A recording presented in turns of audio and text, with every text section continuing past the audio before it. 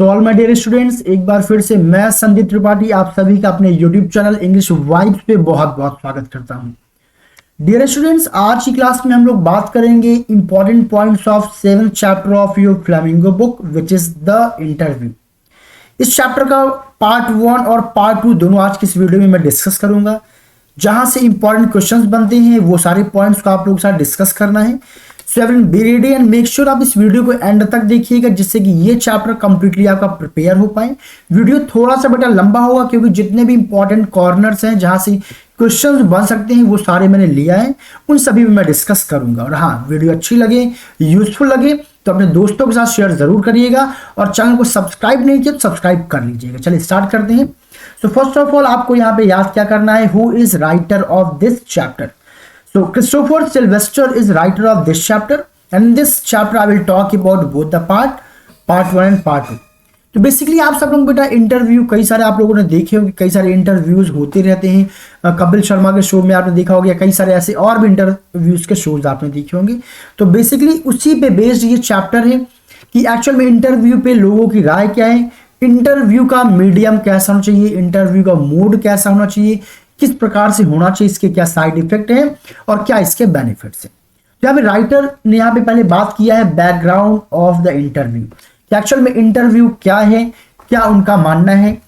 सो यहाँ पे वो क्या कह रहे हैं कि having a history of 130 year, लगभग 130 साल की जो हिस्ट्री है उसके बेसिस पे उनका कहना है कि different people have varied opinion about the uses, modes and advantages of interview, कि अलग अलग लोगों का अलग अलग मत है कि इंटरव्यू का यूज क्या है, इसका मोड क्या है, इसके एडवांटेजेस क्या है। यानी लगभग पिछले 130 साल से इंटरव्यू होता चला हुआ आ रहा है इस युग में, लेकिन फिर भी आज तक अभी ये कंफर्म नहीं हो पाया कि इसका यूज मोड है, इसके एडवांटेजेस क्या है, इसके साइड इफेक्ट्स क्या है, ये कंफर्म नहीं। सबकी अपनी अलग अलग राय है। Till now 1000 of celebrities have been interview, लगभग अब तक हजारों की संख्या में कई सारे सेलिब्रिटीज का आपने इंटरव्यू देखा होगा, इंटरव्यू हो चुका है। And every educated person is familiar with it. Writer कह रहे हैं कि जितने भी एजुकेटेड लोग हैं, सिंपली आप सबने इंटरव्यूज देखे होंगे और आप इसके बारे में आपको जानकारी होगी। Some people claim that it is source of truth, कुछ लोग का मानना है कि इंटरव्यू क्या है, एक ट्रुथ का, एक सच्चाई का सोर्स है कि जब आप किसी का इंटरव्यू लेते हैं तो उसकी सच्चाई पता चल सकती है। बट यहाँ एक चीज मैं आपको और बता दूं, बट ये जरूरी नहीं है किसी का इंटरव्यू ले रहे हो तो ये भी तो हो सकता है ना कि वो अपनी बातों को बढ़ा चढ़ा के बोल रहा हो, प्री प्लान्ड या स्क्रिप्टेड भी हो सकता है। ओके, क्यों? क्योंकि अभी मैंने रिसेंटली इस पे बेस्ड एक क्वेश्चन देखा था, इज इट रियली नेसेसरी कि जब इंटरव्यू हो रहा हो तो सच्चाई वाकई सामने आए? जी नहीं, हो सकता है वो स्क्रिप्टेड भी हो सकती है, पहले से वो प्लान भी हो सकता है, वो अपनी बातों को बढ़ा चढ़ा कर भी बता रहे हैं। नाउ व्हाइल अदर्स, वहीं दूसरे लोग क्या महसूस करते हैं, that in practice it is an art, कि वास्तव में जो इंटरव्यू लेना होता है ये एक आर्ट है, एक ये कला है, इंटरव्यू देना भी एक कला है। ये किसी सच्चाई की बात नहीं है, कोई ट्रुथ रिवील इसमें नहीं होता है, सारी चीजें बनावटी होती, स्क्रिप्टेड होती। तो कुछ लोगों को क्या मानना है कि interview is source of truth, बहुत से लोग मानते हैं कि इंटरव्यू एक ट्रुथ का सोर्स है, और बहुत से लोग क्या मानते हैं कि नहीं, इसमें सारी चीजें स्क्रिप्टेड होती है, ये कला है, ये एक आर्ट है। अब यहां से आपके इंपॉर्टेंट पॉइंट शुरू होते हैं। तो ओपिनियन अबाउट द इंटरव्यू, कई सारे यहाँ पे राइटर्स हैं जिन्होंने अपने अपने ओपिनियंस दिए हैं। ये पार्ट बेटा आपको याद करना पड़ेगा, यहाँ पे सीधे डायलॉग्स आ जाएंगी कि कौन सी बात कौन से पोएट या राइटर ने कहा है, आपको यहाँ पे ये याद करना पड़ेगा। तो many celebrities despise the interview, बहुत से सेलिब्रिटीज हैं जो इंटरव्यू को अवॉइड करते हैं, उससे नफरत करते हैं। यहाँ पहला क्वेश्चन मिल जाएगा कि why they avoid, why they despise, why they hate, नफरत क्यों करते हैं, या व्हाट आर देयर ओपिनियंस, उनकी राय क्या है। यहाँ पे पहला क्वेश्चन बनेगा, तो इसका आंसर आपका यही होगा, दे डिस्पाइज इंटरव्यू, वो इंटरव्यूज से नफरत करते हैं। बिकॉज क्यों? क्योंकि उन्हें लगता है कि it is encroachment of their privacy, उन्हें लगता है कि इंटरव्यू का मतलब ये है कि उनकी प्राइवेसी, उनकी प्राइवेट लाइफ पे हमला करना, इसलिए वो इस चीज को अवॉइड करती हैं। उनका मानना है कि it depreciate their personalities in similar manner, कि ये जो इंटरव्यू है ये उनकी पर्सनैलिटीज को उसी प्रकार से डिप्रिशिएट करती, कम करती है, घटाती है, जैसे कि depicted in some primitive culture. इसको जरा ध्यान से सुनिएगा, समझने की कोशिश करिएगा। एक डायलॉग यहाँ पे माना जाता है कि जब कभी भी आप किसी की फोटोज लेते हैं, किसी की फोटोग्राफी क्लिक करते हैं, तो एक पुरानी बात ये मानी जाती है बेटा, ये मानना है कि वास्तव में आप उसकी फोटो नहीं ले रहे हैं, बल्कि आप क्या कर रहे हैं, उसकी आत्मा को आप चुरा रहे हैं। जैसे बेसिकली अभी कोई अननोन पर्सन आपकी फोटो क्लिक करे तो आपको अजीब लगेगा, और कहीं ना कहीं एक एविडेंस वो आपकी अपने पास ले रहे। कोई लड़की है, अगर कोई भी व्यक्ति उसकी फोटो खींच रहा है तो आपको सिंपली वो ऑकवर्ड लगेगा, उससे आप पूछेंगे, या शायद हो सकता है कि आप उससे लड़ाई भी करने लग जाए कि वो अनजान व्यक्ति वो आपकी फोटो क्यों ले रहा है बिना परमिशन की। ओके, तो यहाँ पे एक्चुअली वही बात कही गई है कि एक्चुअली कुछ पुरानी कहावतें हैं, पुरानी चीजों को मानना है कि वेयर पीपल बिलीव, जहां पे लोग क्या विश्वास करते हैं, if someone takes photographic portrait of somebody, कि कोई भी व्यक्ति किसी की फोटो क्लिक करता है, then one is stealing the person soul, वो किसी की आत्मा को चुरा रहा है। उसी प्रकार इसका कंपैरिजन यहाँ पे किससे किया गया है, इंटरव्यू से किया गया है, कि इंटरव्यू भी वैसा ही एक सिस्टम है जहां पे अगर आपका इंटरव्यू लिया जा रहा है, इसका मतलब ये कि आपकी आत्मा की चोरी की जा रही है। क्यों? क्योंकि आपकी पर्सनल लाइफ, पर्सनल मैटर, जिसको आप शायद लोगों से साझा नहीं करना चाहते, वो भी आपको साझा करना पड़ेगा। ये सेलिब्रिटीज का मानना।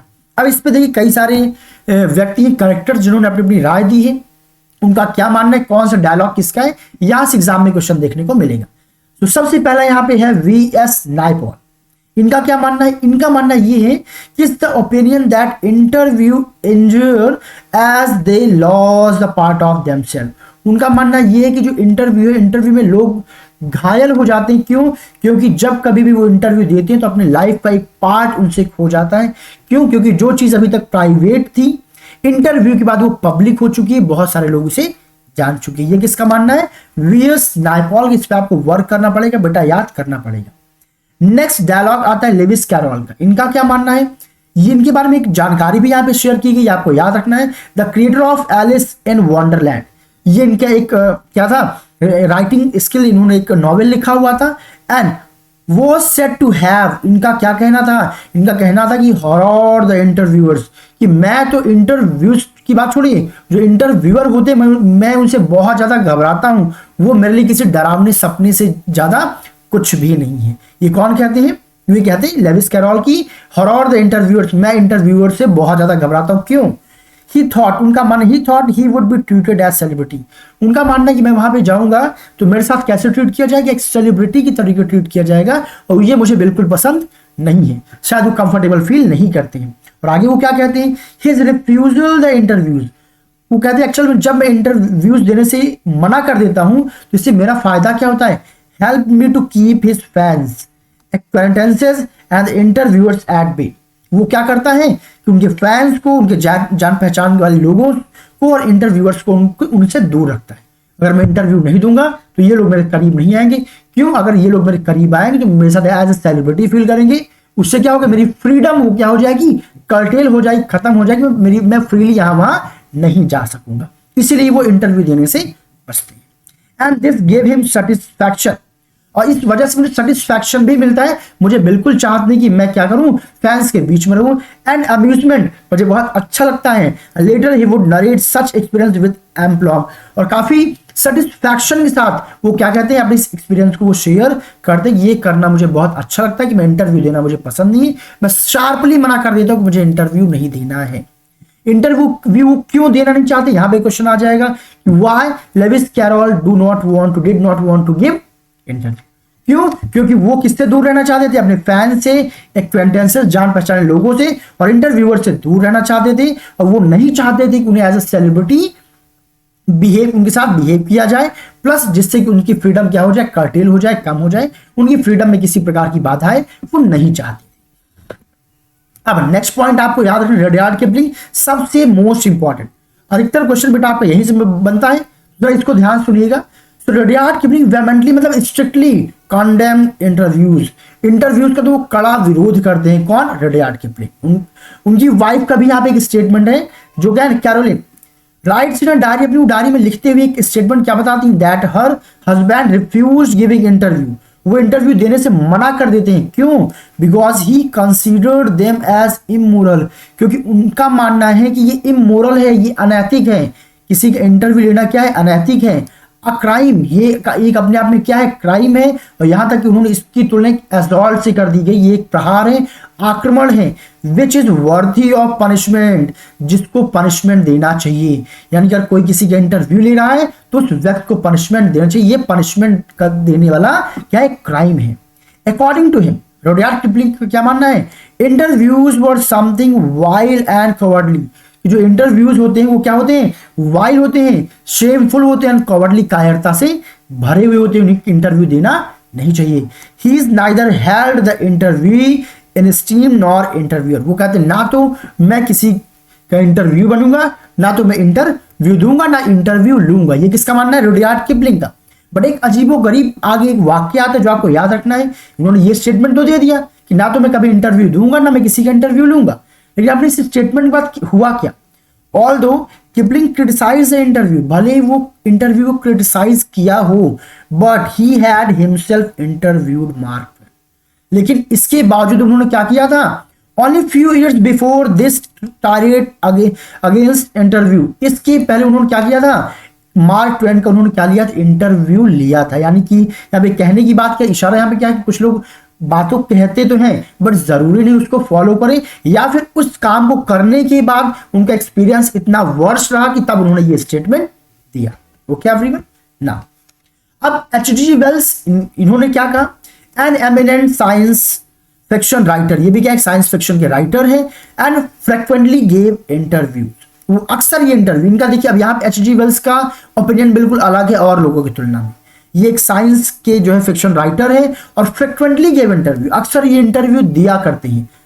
And in an interview in 1894 में इनका इंटरव्यू चल रहा था, उन्होंने क्या कहा, द इंटरव्यू ऑडियंस की इंटरव्यू तो ठीक है, बढ़िया है, and 40 years after this comment, इस कमेंट के बाद ही इंटरव्यूड जोसेफ स्टालिन, उन्होंने जोसेफ स्टालिन का उन्होंने भी इंटरव्यू लिया, जो कि क्या थे, एक ग्रेट रिवोल्यूशनरी थे, किसके, रशिया के। नाउ इसके बाद अब स्टेटमेंट आपको याद रखना है सॉल बेलो का, फेल्ट दैट, इनका क्या मानना है, interviewers created so much tension, जो इंटरव्यूअर्स होते हैं बहुत ज्यादा टेंशन क्रिएट करते हैं, as well as pressure create करते हैं, and that he felt suffocated, जिसकी वजह से जो सॉल बेलो है वो बहुत ज्यादा सफोकेटेड फील करते हैं। एंड ही डिस्क्राइब्स, वो बताते हैं, ये एक इंपॉर्टेंट पॉइंट ये कि वो कौन से राइटर है जो ये फील करते हैं कि इंटरव्यू किस प्रकार से होता है, thumb prints on wind pipe, जो मेरी विंड पाइप होती है उस पर थंब प्रिंट, जैसे उन्होंने मेरी विंड पाइप कुछ क्या कर लिया हो, जकड़ लिया हो, पकड़ लिया, मुझे ऐसा फील होता है जब कोई भी मेरा इंटरव्यू लेता है। यानी कि वो बहुत ज्यादा सफोकेटेड फील करते हैं, उन्हें ऐसा लगता है कि कोई व्यक्ति मेरे विंड पाइप को पकड़ करके मेरी से उन बातों को उगलवा रहा है जो मैं कहना नहीं चाह रहा हूं, जो मैं शेयर नहीं करना चाहता हूं। ये कौन शेयर कर रहा है, Saul Bellow. Okay, now overall अब यहां पे देखिए क्या है, summing up the genre of the interviews, जो इंटरव्यूज की शैली कैसी है क्या, इसके बारे में क्या कहा गया। Now despite of its disadvantages, इतने सारे डिसएडवांटेजेस आपने देखी, the interviews is an excellent medium of communication, इसके बावजूद जो इंटरव्यू है एक बहुत शानदार मीडियम माध्यम है कम्युनिकेशन का, बातचीत करने का।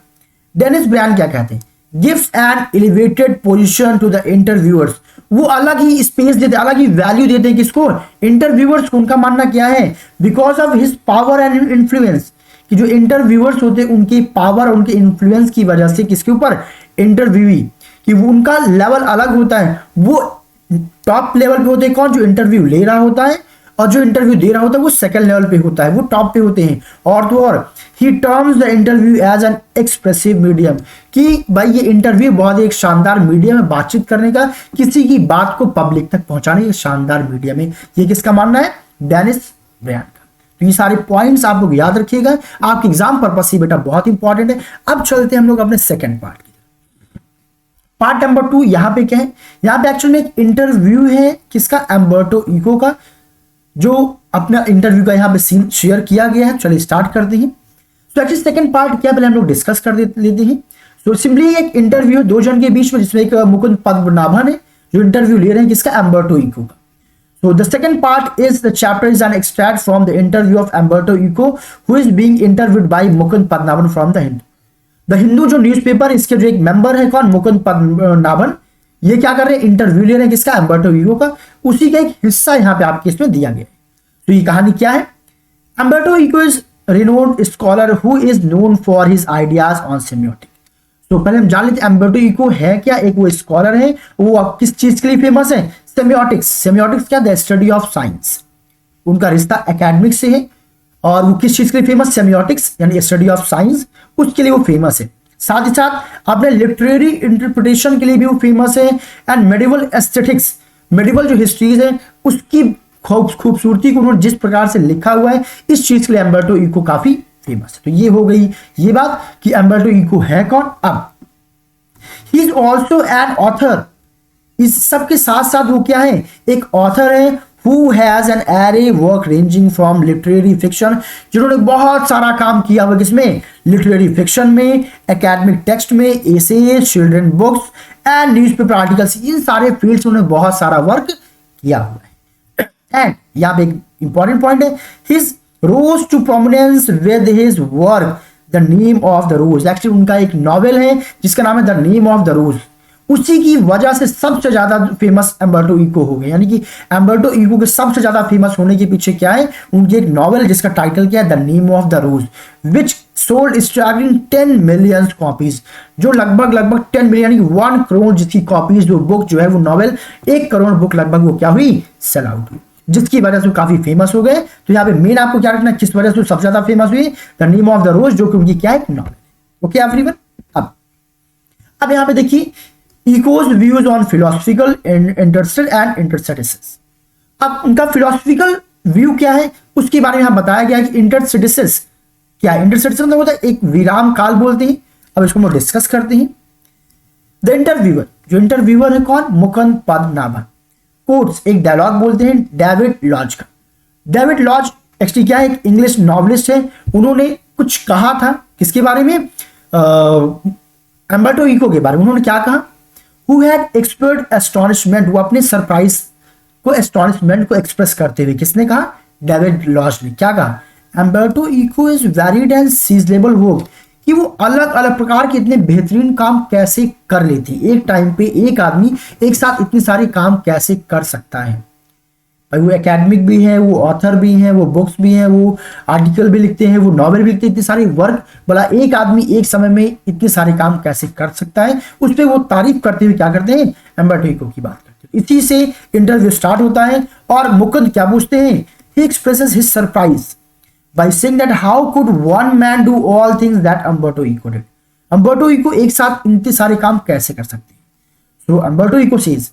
अब अम्बर्टो इको का आंसर क्या होता है? ये प्रश्न किसने पूछा? ये मुकुंद ने पूछा कि डेविड लॉज ने आपके बारे में ये कहा है, इस पे आप क्या कहेंगे? तो वो क्या कहते हैं? That this is delusive impression about him, कि ऐसा कुछ नहीं, ये मेरे कुछ साधारण इंप्रेशन है, क्योंकि because he has always been doing the same thing. मैं तो कुछ अलग नहीं करता हूं, ये उनका विचार है। Beauty lies in the I of beholder, सुंदरता देखने वाले की आंखों में होता है। यार ये उनका विचार हो सकता है, लेकिन मैं ऐसा कुछ अलग नहीं करता हूं। मैं सेम थिंग, एक ही चीज को करता हूं। क्या? Writing the same philosophical and ethical ideas in different. मैं क्या करता हूं? फिलोसफिकल आइडियाज को, एथिकल आइडियाज को बस अलग अलग शैली में, जनरल में लिखने की कोशिश करता हूं, बस मैं कुछ और नहीं करता हूं। Eco disclose his secret of producing such voluminous work. अब आगे वो बताते हैं कि इतना शानदार, इतना बेहतरीन वर्क मैं कैसे कर पाता हूं, उसका आप आइडिया शेयर करते हैं। ये एक इंपॉर्टेंट पॉइंट, इसको याद रखिएगा। What idea, what logic he had shared behind his hard work. Okay, तो वो ये बताते हैं कि एक्चुअली वो करते क्या है? ही यूटिलाइजेस द एम्प्टी स्पेस। वो हर एक एम्प्टी स्पेस को यूज करते हैं। अब ये एम्प्टी स्पेस क्या है? The shortest gap between to different work. कोई भी दो काम हो रहा होता है तो दो काम के बीच में जो छोटा सा गैप भी अगर मुझे मिल जाता है, मैं उसमें भी लिखने का काम करता हूं, मैं उसको भी नहीं छोड़ता हूं। जैसे कि वो अपने मुकुंद पद्मनाभन के साथ एक वाक्य भी शेयर करते हैं कि जब मैं बैठ रहा था और इंटरव्यू का वेट कर रहा था, आप लिफ्ट से ऊपर आ रहे थे, तो आपके लिफ्ट से ऊपर आने के दौरान जब तक का जो समय था, जो गैप था, इसी गैप को क्या बोलते हैं? इंटरस्टेटिस बोलते हैं, जो कि क्या है? एक विराम काल होता है। वो बोलते हैं कि मैं बस उसी टाइम पे क्या करता हूं? कुछ ना कुछ लिखता हूं। जब तक आप लिफ्ट से चढ़ करके ऊपर आए मेरा इंटरव्यू लेने के लिए, जो वो विराम काल था, उस टाइम पे मैंने क्या किया?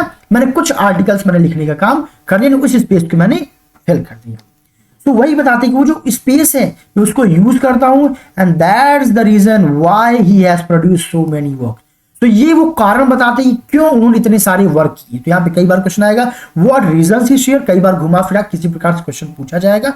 हर बार बच्चा आपको यही आंसर देना कि लॉजिक क्या था, he share that he always use the shortest gap between two work to write something. हमेशा वो दो काम के बीच का जो छोटा सा छोटा गैप भी होता है उसको भी वो वेस्ट नहीं करते हैं, उसको भी वो इस्तेमाल करते हैं अपने राइटिंग सेक्शन में। इसीलिए वो इतने सारे राइटिंग फील्ड उन्होंने अपना क्या दिया है, योगदान दिया हुआ है। एम्बेडेड स्पेसेस यहाँ पे क्या है, इंटरस्टेटिसेस यानी वो विरामा काल की बात। अब इकोस, एंटिमेशन एंड प्लेफुल स्टाइल। अब यहाँ पे हम बात करेंगे कि वो कैसे शुरुआत किया उन्होंने, उनका लिखने का तरीका कैसा, इन सब बारे में हम लोग डिस्कस करेंगे। अब जो द इंटरव्यूअर यानी मुकर जो पूछते हैं क्वेश्चन थी about the personalised style of writing, इस पे क्वेश्चन पूछते हैं जो आप लिखते हैं जो अलग तरीके से, इसका रीजन क्या है, which is quite different from the dull and drab style adopted by the academic. कि जो एकेडमिक वर्क में एकेडमिक और भी कई सारे राइटर्स जो लिखा करते हैं उनकी राइटिंग बहुत ही क्या होती है, बोरिंग होती है, मोनोटोनस होती है, बट आपकी राइटिंग क्या बिल्कुल पर्सनलाइज्ड है, बिल्कुल अलग है, बिल्कुल डिफरेंट है।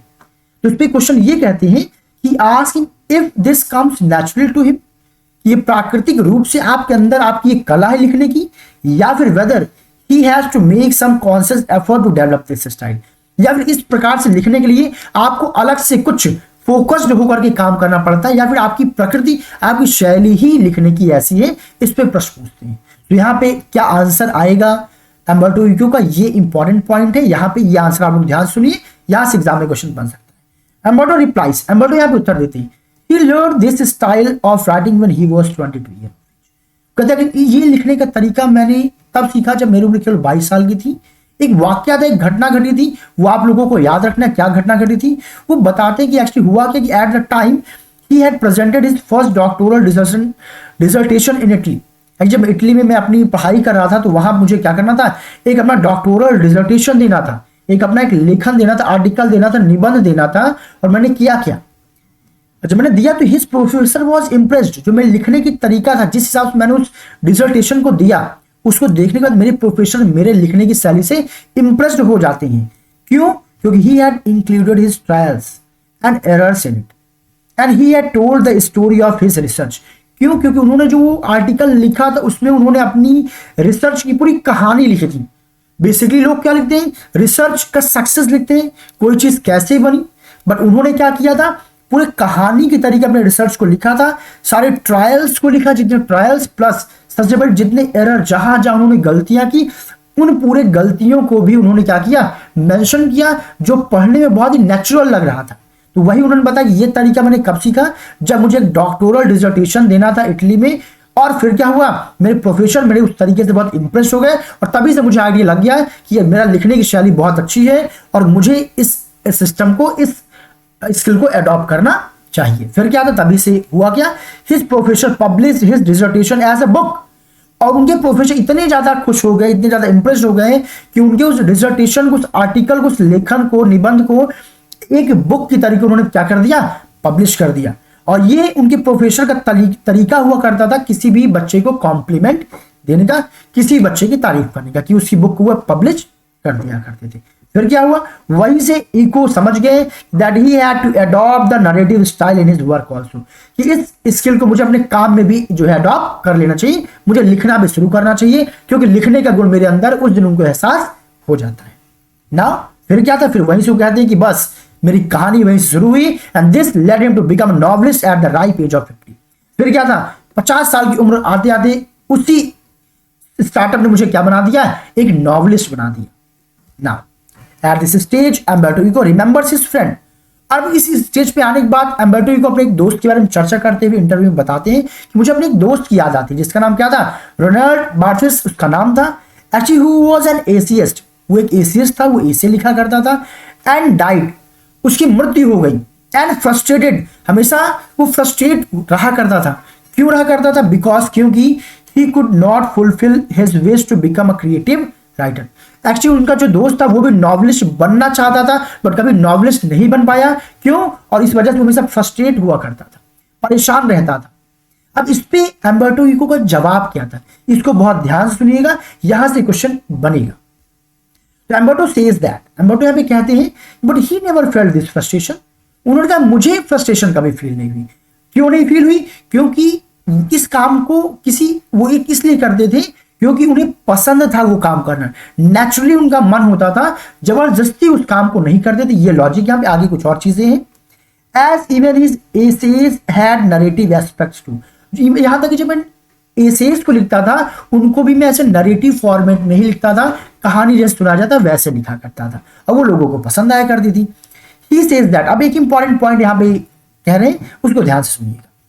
ही says that he started writing novels by accident, कि जो मैं नॉवलिस्ट बन गया, वास्तव में नॉवलिस्ट जो नॉवेल लिखने की जो घटना ही, तो मैं एक ऐसी घटना घटी जिसकी वजह से मैंने क्या कर दिया, नॉवेल लिखना शुरू कर दिया। They created to his taste of narration, और फिर मैं नॉवेलिस्ट बना क्यों? क्योंकि जब मैंने नॉवेल लिखना शुरू किया तो मैंने क्या पाया कि मैं बहुत सेटिस्फाइड फील कर रहा था, इसी वजह से मैं नॉवेलिस्ट बना। सॉरी, तो आई होप यहां पे आप ये बात समझ पाए होंगे कि उनके फ्रेंड जिसमें रोनाल्ड बार्थेस में और अम्बर्टो इको में डिफरेंस क्या था। रोनाल्ड भी एक नॉवेलिस्ट बनना चाहता था, पर दिक्कत क्या थी, रोनाल्ड बन क्यों नहीं पाया? क्योंकि वो अपने टेस्ट को नहीं समझ पाया। वहीं अम्बर्टो इको क्यों उन्होंने लिखना शुरू किया? क्योंकि जब वो लिखने बैठते तो उन्हें मजा आता था, उन्हें कोई फ्रस्ट्रेशन नहीं फील होता था कि नहीं मुझे ये करना है, प्लस जब वो लिखते थे तो उसमें बहुत सेटिस्फाइड फील करते थे, इसी वजह से वे क्या बन पाए, नॉवेलिस्ट बन पाए।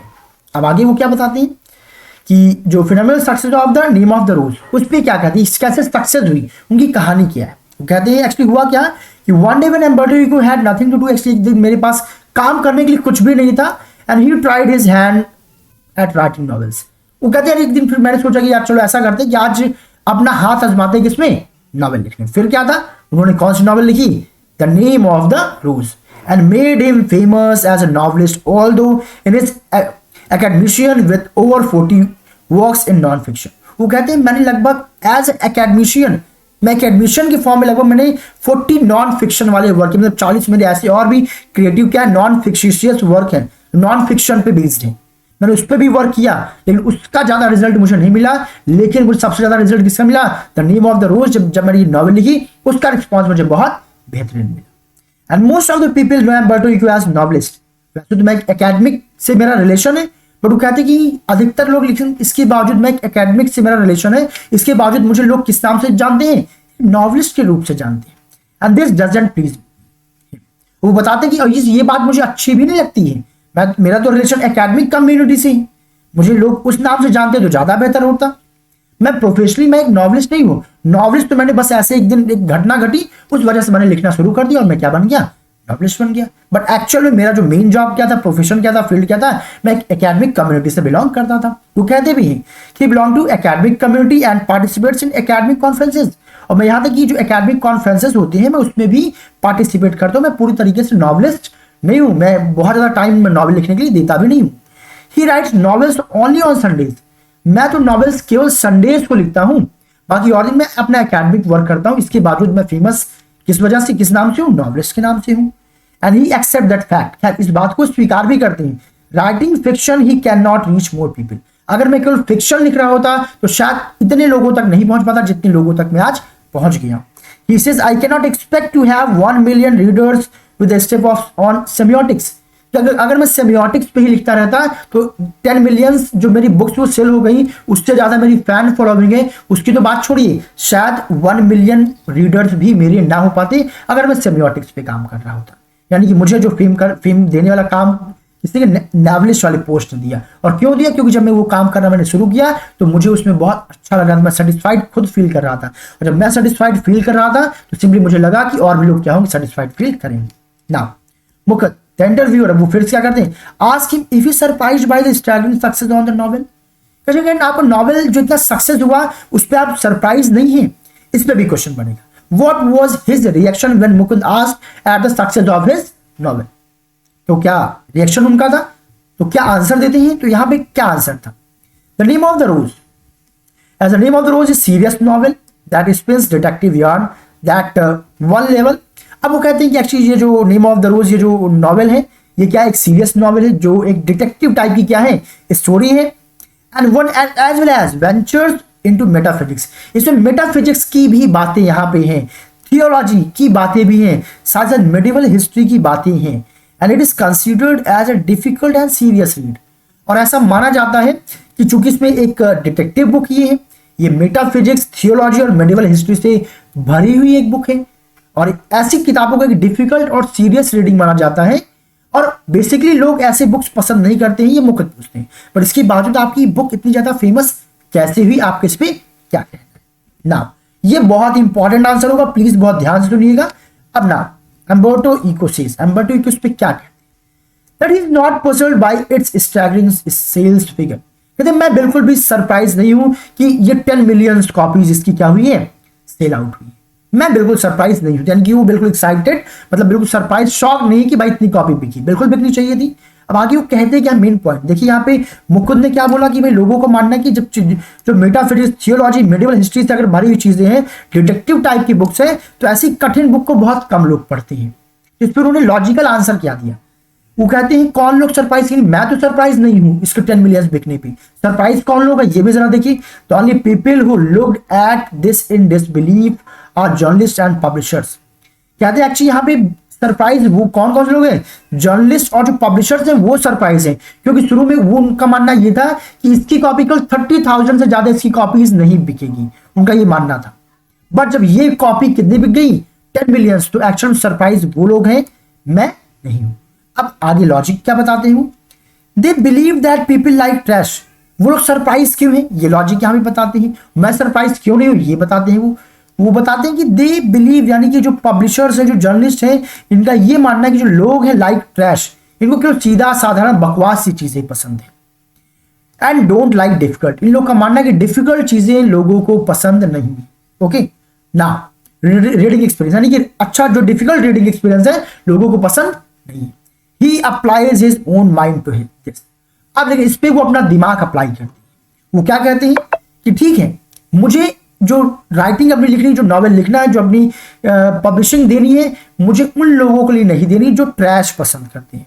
उन्होंने प्लानिंग किया कि मुझे दुनिया के सारे लोगों तक नहीं पहुंचना है, मुझे दुनिया के उन 10 मिलियन 20 मिलियन लोगों के पास पहुंचना है जो ट्रैश के बजाय डिफिकल्ट, एक अलग प्रो लेवल की चीजें पसंद करते हैं। मुझे उन लोगों के पास पहुंचना है, मेरा एम जो होगी वो लोग होंगे। तो he says that after working the whole day, वो एक लॉजिक देते हैं, जब मैं दिन भर क्या करता हूं, साधारण सा काम कर रहा होता हूं, एंड रिफ्रेशेस, जब भी मैं रिफ्रेश करने के लिए जाता हूं, थोड़ा सा रिलैक्स होने के लिए जाता हूं, himself by watching lights entertaining program such as Miami voice and emergency room after dinner. मैं भी डिनर के बाद क्या करता हूं, अक्सर मैं ये कॉमन सीरियल जैसे क्या है, मियामी वॉइस है, इमरजेंसी रूम से, इन सबको देखा करता हूं। लेकिन कभी कभी क्या करता हूं, अपने टेस्ट को बदलने के लिए कुछ मैं अलग डिफिकल्ट चीजें भी देखा करता हूं। यानी कि कोई भी आदमी होगा अलग, सेम डेली एक ही फ्लेवर की चीजें पसंद नहीं करेगा। कभी तो वो समय आएगा जब उसके मन में आएगा कि आज कुछ अलग पढ़ा जाए, और जिस दिन आज वो अलग कुछ सोचेगा तो फिर उसको किसकी याद आएगी, उसको याद आएगी अम्बर्टो इको की बुक के बारे में। तो ये लॉजिक किसका था, अम्बर्टो इको का, कि मुझे कॉमन चीजों पर वर्क नहीं करना है, मुझे उन चीजों पर वर्क करना जो डिफिकल्ट है, जो अलग टेस्ट बनाए। एंड सिमिलरली उसी प्रकार एवरीबॉडी लाइक लाइट रीडिंग, बहुत से लोग लगभग क्या करते हैं, हल्के फुल्की किताबें, यानी इजी टू अंडरस्टैंड वाली जो बुक्स होती है वो पढ़ना पसंद करते हैं, and only to a certain extent. लेकिन कुछ लोग ऐसे हैं जो उस बुक को पढ़ेंगे जो अलग ही है। As such serious reading does have the capability to draw people, और ऐसी जो सीरियस बुक्स होती है सिंपली उनमें वो स्टेमिना है कि वो उन लोगों का ध्यान अपनी ओर आकर्षित कर सके जो ट्रैश की बजाय जो डिफिकल्ट रीडिंग को, डिफिकल्ट एडवांस एक्सपीरियंस को पाना चाहते हैं।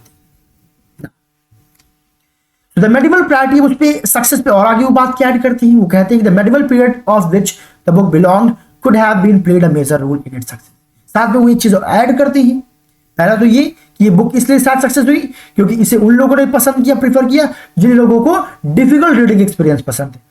प्लस एक लॉजिक वो और देते हैं अपने बुक की सक्सेस के पीछे कि एक्चुअली जिस एरा में, जिस युग में, जिस समय ये बुक पब्लिश हुई, उसका भी एक महत्वपूर्ण रोल मुझे लगता है शायद है मेरी बुक के सक्सेस होने में। फॉर अम्बर्टो इको कहते हैं the success of the book is मैस्ट्री। वास्तव में देखा जाए तो अम्बर्टो इको ये कहते हैं कि जो बुक में इतनी वाइडली सक्सेस हुई, इसका जो सीक्रेट खैर मुझे नहीं पता है, I am also confuse, but if he had written it 10 years earlier और 10 years लेटर। बट हाँ, एक बात जरूर वो कहते हैं कि हाँ, शायद अगर ऐसा होता कि इस बुक को मैंने 10 साल पहले या 10 साल बाद लिखा होता तो हो सकता है it might not have been such remarkable success story, तब शायद ये बुक इतने टॉप लेवल से सक्सेस ना हुई होती। यानी कि इसके सक्सेस होने के पीछे वो टाइम जोन भी है जिस टाइम जोन पे मैंने इस बुक को पब्लिश किया। साथ ही साथ दूसरा एक लॉजिक और क्या बताया कि उनका जो रीडिंग, उनका जो कंटेंट था, जो एडवांस लेवल था, that was also somewhere responsible for the success of that. So dear student, with this summary as well as all the important points of this chapter also have been covered. I hope आपको video useful लगा और मैंने कोशिश किया questions wise मैं आपको समझाऊं कि कहां से किस किस प्रकार के क्वेश्चन बन सकते हैं जिससे ये चैप्टर आपके लिए इजी हो जाएगा। हाँ, इसके साथ ही इसके प्रीवियसली जितने चैप्टर्स उन सभी का वीडियोस इसी प्रकार से इंपॉर्टेंट पॉइंट्स के साथ ऑलरेडी मैं कवर कर चुका हूं बेटा। आपने अगर ना देखा हो तो चैनल के प्लेलिस्ट पे विजिट करिए, वहां सब सारे वीडियोस को देख पाएंगे। वीडियो अच्छी लगे, यूजफुल लगे तो अपने दोस्तों के साथ भी शेयर करिए जिससे भी वो भी इन वीडियोस को देख पाए, उनका नॉलेज भी बिल्डअप हो। जल्दी मिलते हैं अपने अगली वीडियो में। हाँ, आप प्लीज आप लोग बेटा अपना रिमार्क, आपको जैसा वीडियो लगे अपने आप रिमार्क भी जरूर शेयर किया करिए, फीडबैक भी शेयर किया करिए। मुझे अच्छा लगता है, मुझे मोटिवेशन मिलता है और मैं कोशिश करूंगा कि नेक्स्ट टाइम मैं आपको और अच्छे कंटेंट प्रोवाइड कर। Well, with this, thank you so much everyone. See you soon in the next video.